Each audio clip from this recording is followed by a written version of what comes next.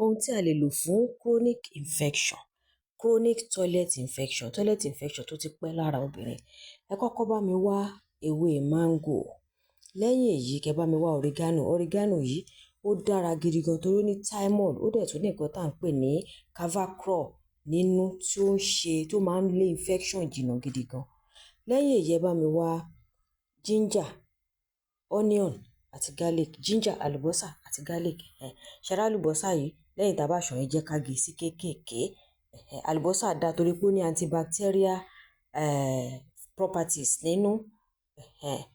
Ẹ jọ̀ọ́ bẹ́ ṣe ń wo fọ́nrán yìí, ẹ bá wa nífẹ̀ẹ́ sí fọ́nrán yìí kó lè ràn wá lọ́wọ́ láti lè máa ṣe dáadáa sí i. Lẹ́yìn èyí, ẹ bá mi ṣan gbogbo ewé yìí. Ẹ ṣàn, ẹ rí i pé mò ń ṣàn dáadáa, ewé máńgò yẹn ṣàn dáadáa. Ewé máńgò yìí dá gidi gan torí ó ní anti-inflammation nínú. Ṣé ẹ rí nígbà míì ẹlòmíì toilet infection ẹ̀gán lè ti jẹ́ kójú ara ẹ̀ òwú kó ti bó. Ewé máńgò yìí ló máa ṣanjú gbogbo ẹ̀. Àwa gbé pọ́ọ̀tì wa kaná ká ti ṣàn ká ti ṣe gbogbo ẹ̀ dáadáa. Àwa máa pọ́n ewé gbogbo àwọn nǹkan tá a fẹ́ lò ẹ jẹ́ ká máa kó sí ní kọ̀ọ̀kan. Ewé máńgò tí mo lò yìí mo lò bíi 30 torí pé wọn ò tóbi púpọ̀, tó bá jẹ́ ńláńlá kẹ́ lò bíi 20 sí 25. Ginger tí mo lò gbígbẹ ni mo ti rẹ́ sínú omi gbóná, omi yẹn máa pẹ̀lú omi tí mo fi ṣe kíní. Ginger dá gidi gan torí ó ní antimicrobial properties tó máa ń fight bacteria àti fungi. Garlic náà rèé, ó ní antibacterial àti antiviral properties. Ṣé ẹ rí pé gbogbo àwọn nǹkan tó máa gbógun ti infection ló wà nínú àwọn nǹkan yìí. Bẹ́ẹ̀ làlùbọ́sà náà o. Kò tiẹ̀ ń fẹ́ kí nǹkan tó jẹ́ bacteria kó hù rárá, kò ń fẹ́ kó grow lára èèyàn.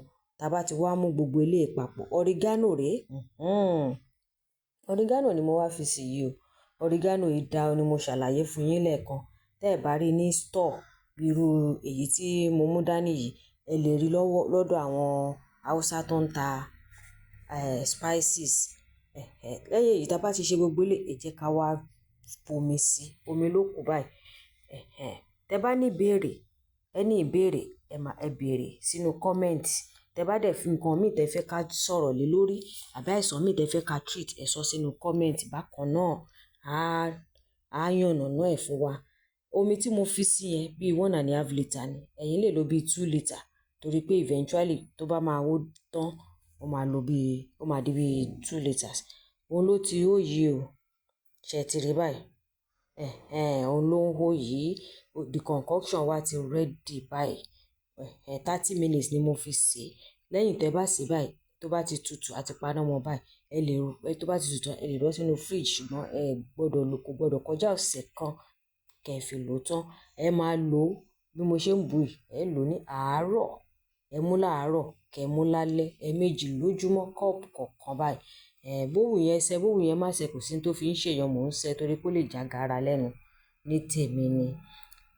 Lẹ́yìn èyí a máa ṣe àwọn fọ́nrán tó máa sọ nípa ikọ́, ohun tá lè lò fún ikọ́, fún kàtá. Ṣé mọ̀ gbogbo òjò la wà yìí tá lè lò fún ikọ́, kàtá àti ọ̀nà fún dídùn pàápàá láàárín àwọn ọmọ kéékèèké.